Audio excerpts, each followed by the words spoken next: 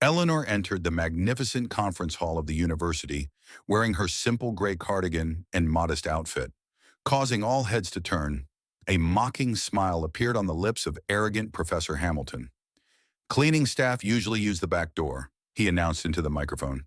Eleanor smiled. 3 hours later, that same professor would be bowing before her and apologizing. The magnificent Maxwell Hall of Cambridge University was filled with elite students and academics awaiting the special seminar of renowned physics professor Richard Hamilton. With Nobel Prize-winning scientists' portraits hanging on its 300-year-old walls, this hall was the very heart of scientific elitism. Every detail, the gold-framed portraits, oak-carved benches, sunlight filtering through stained glass windows, symbolized centuries of tradition and intellectual superiority. Professor Richard Hamilton, 58, was a legend in the physics world. With his piercing gray-blue eyes, steel-like gaze, perfectly combed silver hair, and impeccable attire, he commanded attention. Three important theories bore his name. The world's most prestigious universities lined up to host him, and students competed to attend his lectures. But Hamilton possessed something equal to his genius: extraordinary arrogance. Hamilton's academic achievements were impressive. An undergraduate degree from Harvard, a doctorate from MIT, countless papers, awards, and recognition. But over the years, these accomplishments had changed him. His colleagues had nicknamed him King Richard, both for his genius and his behavior. Hamilton could not tolerate people he didn't find intelligent enough, harshly criticized students, and adopted a mocking attitude toward anyone he didn't consider his equal. Today, as usual, a wave of excitement swept through the hall as Hamilton approached the podium in his perfect navy suit and characteristic red bow tie. His silver hair slicked back, framed glasses perched on the tip of his nose. He surveyed his students with his customary, self-assured demeanor. His gaze evaluated and classified the young minds before him, instantly deciding who was worthy of attention and who was worthless. "Welcome to this special seminar on quantum gravity paradoxes," he began, his voice reaching every corner of the hall. "As you all know, today we have a session open only to selected students. Consider yourselves fortunate to have the privilege of being here." The students and academics in the hall listened in near reverence. Even Cambridge's brightest minds were tense and attentive in Hamilton's presence. His sharp tongue and ruthless criticisms were legendary. When a question was asked incorrectly or a concept misunderstood, Hamilton's response was typically harsh and condescending. "Today," Hamilton continued, "we will address one of the greatest obstacles in modern physics. How can we reconcile the principles of quantum mechanics with the theory of general relativity? We still haven't found a complete solution to the problem Einstein posed 100 years ago." Just then, a woman quietly entering through the back door of the hall distracted Hamilton. Eleanor Morgan, 35, entering the hall with a simple gray cardigan, plain black pants, and minimal makeup, looked nothing like the other people there. Her well-kept but unassuming appearance, lacking jewelry or luxury accessories, immediately drew attention. Her brown hair was pulled back in a simple ponytail, her face glowing with natural radiance rather than makeup. In Eleanor's eyes, intelligent, sharp, disturbingly focused, there was something everyone in the hall missed. Those eyes were the mirror of one of the world's keenest minds. Hamilton paused. The flow of his lecture had been interrupted. Such a sudden interruption rarely occurred in his perfectly choreographed classes. "Excuse me, ma'am," he said into the microphone, his voice now taking on a mocking tone. "Cleaning staff usually use the back service door. We're conducting a special seminar here." The hall suddenly filled with whispers and snickers.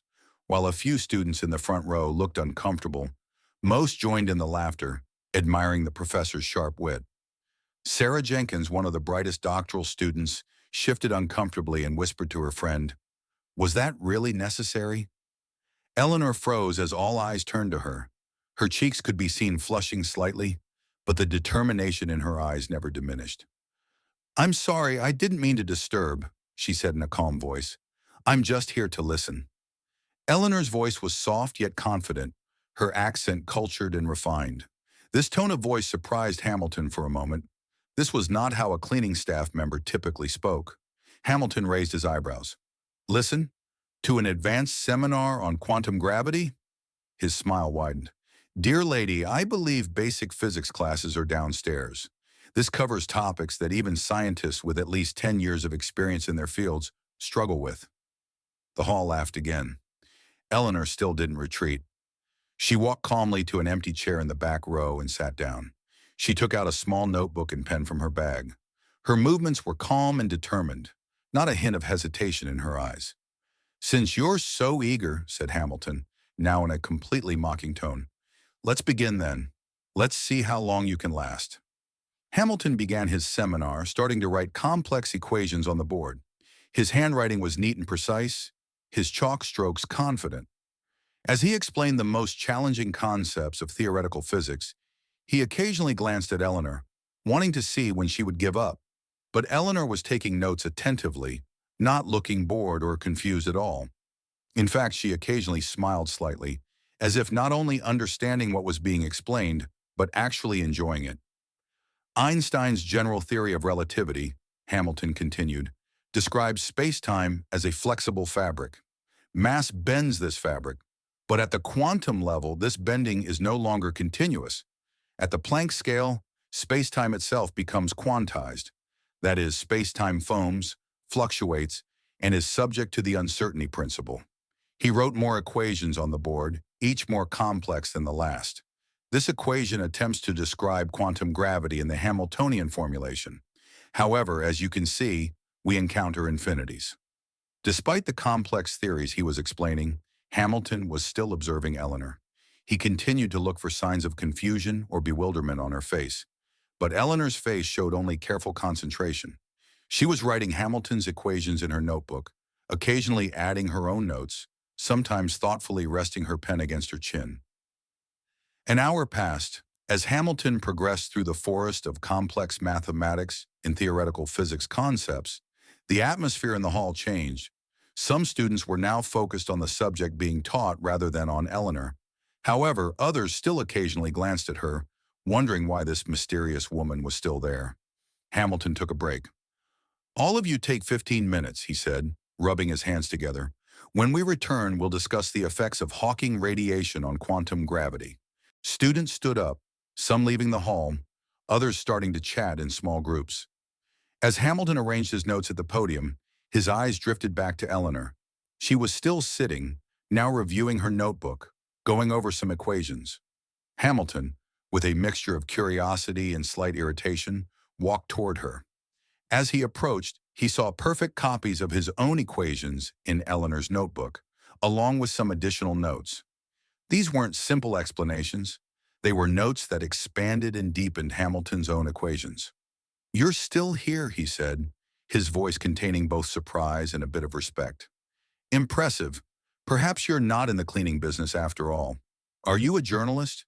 Writing an article about me for the National Enquirer?" Students, hearing this exchange, laughed again. Eleanor smiled politely. "No, Professor. I'm just interested in this topic." "Interest? In quantum gravity?" Hamilton laughed. "Then let me ask you a question." The hall suddenly fell silent. Students and academics gathered around, watching this unexpected challenge. Hamilton formulated one of the most difficult questions, one that most doctoral students couldn't answer. "In your opinion, Miss... what was your name?" "Eleanor Morgan." "Very well, Ms. Morgan. Can you explain how the Schwarzschild metric can be interpreted within a quantum field theory?" The hall held its breath. This was an extremely advanced question, almost unanswerable for someone without technical training. Several doctoral students eagerly leaned forward, anticipating the humiliation of this woman whom they assumed lacked this knowledge. Eleanor thought for a moment, twirling her pen between her fingers. Then she began to answer in a calm voice. "The Schwarzschild metric is used to describe black holes within classical general relativity," she began. "Interpreting it within quantum field theory requires the quantization of spacetime itself." As Eleanor continued her explanation, everyone in the hall listened in astonishment. Her answer was not only correct but also contained an extremely detailed and effective analysis. She used technical terms and mathematical concepts flawlessly, speaking as if she had studied these subjects for years. "And therefore, when we quantize the Schwarzschild metric, the horizon itself becomes subject to the uncertainty principle. This explains the existence of Hawking radiation and sheds new light on the information paradox. The room froze. Hamilton's mocking smile slowly faded, replaced first by surprise, then disbelief. Sarah Jenkins, the doctoral student, whispered to her friend with her mouth agape, "Who is this woman?" "That's correct," said Hamilton in astonishment. Now he was examining Eleanor carefully, as if seeing her for the first time. "What about," he continued, his tone having changed, now containing genuine curiosity rather than challenge, "how would you assess the theoretical relationship between quantum gravity and dark matter?" Again, Eleanor answered without hesitation. This time her answer was so profound and original that even Hamilton himself had to pause to think. Eleanor wasn't just repeating existing theories, but also presenting her own original ideas. She approached some concepts from angles Hamilton hadn't even considered. Everyone in the hall was now completely silent. The laughter and whispers had ceased, replaced by deep attention and amazement. As Eleanor spoke, some students began taking notes, others listening in admiration. "Where did you receive your physics education?" asked Hamilton, now in a completely different tone, genuinely curious and somewhat respectful. "I don't have a formal education," said Eleanor, closing her notebook. "I taught myself." Murmurs of astonishment rose in the hall. Educating oneself in an extremely complex field like theoretical physics would require both extraordinary intelligence and incredible discipline. "Impossible," said Hamilton, shaking his head. "This level of understanding cannot be developed without formal education." Eleanor shrugged. "There are books, there's the internet, and I had plenty of time." Hamilton's face now displayed complex emotions: surprise, doubt, and perhaps a bit of admiration. "Well, let's see if we can observe this on the board. Please come up here." Eleanor quietly stood up and walked toward the podium. Students began to whisper. Some reached for their phones. They were recording this moment. No one had ever seen anything like this before. Hamilton, a world-renowned authority in his field, testing a cleaning lady, a self-taught enthusiast, whatever she was. Hamilton handed her a piece of chalk and wrote a complex equation on the board. "Solve this equation." Eleanor took the chalk. Her hand could be seen not trembling, her eyes confidently shining. She turned to the board and began working on the equation. Her handwriting was neat and precise, her thought process methodical. Within a few minutes, she had not only solved the equation, but also shown an alternative solution. A more elegant, more efficient approach. Hamilton's mouth opened slightly. He removed his glasses and put them back on, as if he couldn't believe what he was seeing. This is the new approach published by Dr. Zhao last month. How do you know about it?" "I follow his papers," said Eleanor simply. "It was published in Physics Today. An interesting approach, but I think if we make a small change here." Eleanor turned to the board and made a small but significant change to Dr. Zhao's solution. The equation takes on a more general form. Hamilton was now completely astonished. "Who are you?" Eleanor smiled slightly. "I told you. Eleanor Morgan." "No, I mean—" Hamilton paused, searching for the right words. "How, where, how did you acquire this knowledge?" Eleanor thought for a moment, then simply said, "I've always been fascinated by physics. Since childhood. Understanding how the universe works. What could be more captivating?" Hamilton nodded, still astonished but now clearly respectful. Yes, you're right. But this level of understanding takes years." "I had years," said Eleanor with a gentle smile. The seminar resumed, but now in a completely different atmosphere. Hamilton occasionally consulted Eleanor, asking for her opinions, treating her almost like a colleague. The hall had changed too. Students were no longer laughing, but watching this mysterious woman in awe. Sarah Jenkins wrote in her notebook, "Self-educated woman extraordinary," and underlined it. As the seminar progressed, Eleanor began asking her own questions. Her questions were profound and thought-provoking, forcing even Hamilton to think from new perspectives. At one point, as Hamilton was explaining a theorem, Eleanor politely interrupted, "Professor, excuse me, but I think there's a small error here." The hall held its breath. No one would dare correct Hamilton. Hamilton frowned, looking at the board. "Where?" Eleanor stood up and walked toward the podium. If I may, she said, taking the chalk. Then she pointed out a small but critical error in Hamilton's equation. This term shouldn't be here, but here. Otherwise, consistency at the Planck scale breaks down. Hamilton looked carefully, then slowly nodded. You're right, he said, his voice filled with surprise and increasing respect. You're absolutely right. When the seminar ended, the hall was a completely different place. The initial mocking, hierarchical atmosphere had given way to genuine intellectual exchange and mutual respect. Students were now listening to Eleanor as attentively as they did to Hamilton, noting her words. As everyone was leaving, Hamilton approached Eleanor. Ms. Morgan, I apologize for my behavior at the beginning. Frankly, your knowledge surprised me. Would you be interested in a research position at our university? Eleanor smiled sincerely. Actually, Professor Hamilton, I'm already here. Tomorrow I'll be introduced as the new donor to the physics department. Hamilton's expression changed. Donor? Yes. The Morgan Family Foundation is planning to donate $50 million to your department. I wanted to see your work today before the official signing. Hamilton's face paled. Morgan Family Foundation. You? Yes, I'm the daughter of James Morgan, founder of Morgan Technology. When my father passed away last year, I took over the management of the foundation. Science and education are our priorities. The few people remaining in the hall whispered in shock.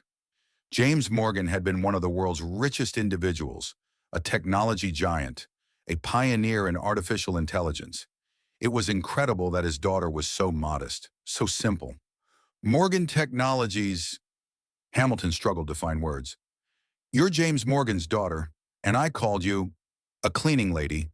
Eleanor laughed, a genuine and sincere laugh. Don't worry, Professor. I've heard worse. But why? Hamilton gestured to Eleanor's simple clothes. Why do you dress like this? Why do I look simple? Eleanor shrugged. Because it's comfortable, and because I prefer people to judge me by my intelligence, not by my clothes or my father's name. She paused and looked at Hamilton. Though that didn't work very well today, did it? Hamilton struggled to find words. I apologize. My behavior is inexcusable. It's all right, Professor, said Eleanor gently, but perhaps this can be a lesson. Value is not always in external appearances. Hamilton nodded in agreement with genuine remorse. You're right. You're absolutely right. You know, Eleanor continued, my father also studied at Cambridge, in the physics department, but back then, he was a working student, studying on scholarship. His professors never gave him a chance because he also didn't look right. Eleanor's eyes gazed into the distance. Perhaps that's why he started his own company, to write his own rules. Hamilton swallowed. I didn't know. Of course you didn't, said Eleanor in a soft voice, because you never asked. These words deeply affected Hamilton. After a moment of silence, he asked, the donation, what will it be used for? Partly for research, said Eleanor, for your quantum gravity studies, but mostly to increase diversity. Scholarships for students from different backgrounds, partnerships with underprivileged schools. To open the doors of physics to everyone. Hamilton nodded, now looking like a completely different person. That's a very noble purpose. Not noble, necessary, said Eleanor. How many brilliant minds are lost just because they don't look right or didn't get education in the right place? This question hung in the air, forcing Hamilton to think. How many students had he ignored? How much potential had he dismissed throughout his career? Just because they didn't come from the traditional academic path? I have a meeting with the department head tomorrow, said Eleanor, to sign the donation agreement. I'd like you to be there, Professor. Your expertise will be very valuable. Hamilton knew he didn't deserve this gesture, but he was grateful nonetheless. I would be honored, he said sincerely. Eleanor smiled one last time, then left the hall. Behind her, she left a completely changed professor and a brand new perspective. The next day, Cambridge University announced a historic announcement. The Morgan Family Foundation's $50 million donation would finance the expansion of the physics department and the establishment of a new program providing scholarships specifically for talented students from low-income backgrounds. The program would focus particularly on students from non-traditional backgrounds, aiming to democratize physics education. At the press conference, Professor Hamilton and Eleanor Morgan stood side by side. The respect in Hamilton's eyes was visible to everyone. There was no trace of elitism and arrogance left. In his speech, he openly talked about Eleanor's knowledge and vision, emphasizing how extraordinary minds like hers could be overlooked in the education system. Ms. Morgan's generosity is tremendous, not only financially, but also intellectually, he told the microphones. She possesses perhaps one of the most brilliant minds I have ever encountered, and she has taught me, perhaps all of us, a very valuable lesson. Hamilton paused for a moment as if carefully choosing his words. Science is not just conducted in laboratories or university amphitheaters. Science is conducted everywhere, inside every mind. And our duty is to give those minds opportunity, not to judge them by their appearances or backgrounds. Eleanor smiled modestly. Science should be open to everyone, without having to enter through back doors. Outside the conference hall, a group of students was waiting for Eleanor. One of them, Sarah Jenkins, approached timidly. Ms. Morgan, how did you start learning physics? Eleanor looked at her with a warm smile. By being curious, and by not allowing anyone to tell me I couldn't do it. Sarah nodded, her eyes shining with inspiration. I come from a small town, a small place. My teachers told me physics would be too difficult for me. And what did you tell them? Asked Eleanor. Sarah smiled. I told them I would be at Cambridge one day, and now I'm here. That's it, said Eleanor, squeezing Sarah's shoulder. Your mind is here, Eleanor touched Sarah's forehead. And here, she pointed to her heart, not in what you wear, where you come from, or what others think. After the meeting, Hamilton and Eleanor went for a walk on campus. The sun cast a golden light on Cambridge's old buildings. The grass was green and bright. They walked in silence for a long time, both lost in deep thoughts. Why physics? Hamilton finally asked. Of all possible fields, why did you choose such a challenging one? Eleanor thought. My father steered me toward this field when I was young. He would show me the stars, talk about the mysteries of the universe. But then, she paused. After he died, physics became a connection for me, with him and with the universe. Hamilton nodded. I see. The real question, said Eleanor, is why you? Why physics? And why? She didn't finish her sentence, but Hamilton understood. Why am I so arrogant? He completed, laughing slightly. Because I learned the hard way. As a student at Cambridge, I also had professors who treated me the way I treated you, who looked down on me, questioned my intelligence, and I vowed to prove myself. He took a deep breath.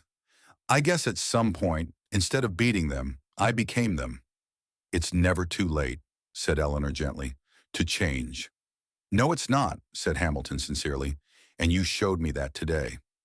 6 months later, Cambridge University celebrated the opening of the new Morgan Science Center. The center included not only advanced research facilities, but also an extensive outreach program for middle and high school students. This program specifically targeted communities traditionally underrepresented in science. The plaque at the entrance of the building read, "Knowledge and understanding transcend all boundaries," in memory of James Morgan. Below the plaque, in smaller letters, "Never judge a book by its cover." And the person who gave the opening speech that day was Professor Richard Hamilton, now a very different man. As he took the podium, he looked at the crowd. It was now a much more diverse crowd, people of different ages, backgrounds, social classes. In the front row, Eleanor Morgan sat in her simple gray cardigan, smiling. This center, Hamilton began, will exist not only for scientific discovery, but also as a reminder to all of us. True value lies not in appearance, but in the passion and intelligence within us. 6 months ago, he continued, I learned a lesson, and from the most unexpected teacher. He looked at Eleanor and smiled. Many of the things we are taught can become our greatest obstacles. Our prejudices, our assumptions, our arrogance. These are contrary to the essence of science. Science wonders, science questions, science is always open-minded. As Professor Hamilton spoke, Sarah Jenkins, sitting in the hall, leaned toward a young student next to Eleanor. Can you believe it? 6 months ago, The same man humiliated a woman by calling her a cleaning lady, and now he's talking about equality. Eleanor heard and smiled. People change, Sarah. Sometimes they just need the right catalyst. As Hamilton finished his speech, there was a new humility in his voice. This center exists thanks to the generosity of the Morgan family, but it will succeed because of their vision.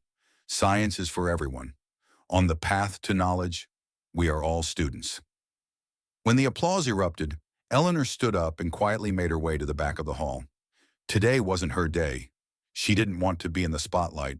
She had completed her mission. She had initiated the transformation. Outside on the green lawns of the campus, a young girl sat reading a physics book. The girl smiled when she saw Eleanor. "Hello, are you Eleanor Morgan? The Eleanor Morgan of the Morgan Science Center?" Eleanor laughed. "Yes, that's me. Who are you?" "Lily," said the girl excitedly. "I'm here thanks to your scholarship program. I'm the first person from my town to come here." Eleanor sat down next to the girl. "What are you reading, Lily?" "Quantum mechanics," said Lily with slight embarrassment. "I'm trying to understand it. It's difficult, but magnificent," Eleanor completed. "What could be more fascinating than unraveling the secrets of the universe?" Lily nodded, her eyes shining. "Exactly. My friends don't understand. My family doesn't either. But I know." "What do you know, Lily?"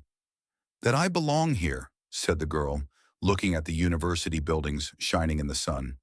"Here, learning these subjects, asking questions, I feel at home." Eleanor's eyes moistened. She saw herself in this young girl, curious, passionate, rejecting limitations. And now this girl had opportunities she herself never had. This was exactly what the Morgan Science Center aimed to achieve. "You're right, Lily," said Eleanor, squeezing the girl's hand. "You belong exactly here."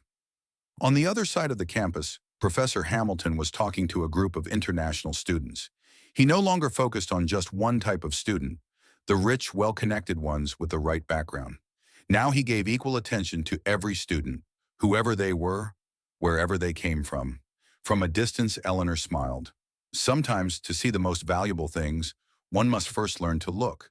And sometimes the greatest lessons come from the most unexpected teachers. In the back row of the hall, Eleanor Morgan smiled in her simple gray cardigan. Sometimes the greatest lessons come from the most unexpected teachers. If this story moved you, please subscribe and turn on notifications. Follow our channel for more inspiring stories that remind us that appearances can be deceiving and true value lies within. Where are you watching from today? Let us know in the comments. Remember, everyone around you might be carrying an extraordinary story waiting to be discovered.